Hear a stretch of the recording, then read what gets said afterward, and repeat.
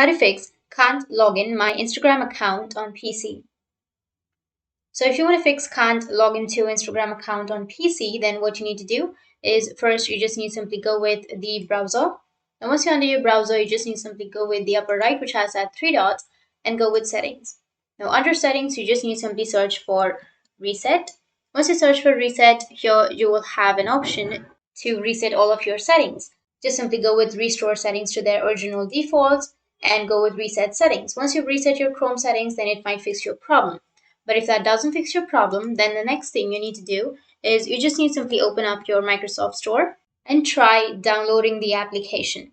If it's not working on your browser, you can just simply go with the Instagram application. Just install the Instagram application, which is right here, and try to log in. It might fix your problem. But if that still doesn't fix your problem, then just simply go and restart your device. Once you've restarted, then your problem will be fixed. So that's how you can fix can't log into my Instagram account on PC. And if you have any questions, feel free to comment below. Thanks for watching.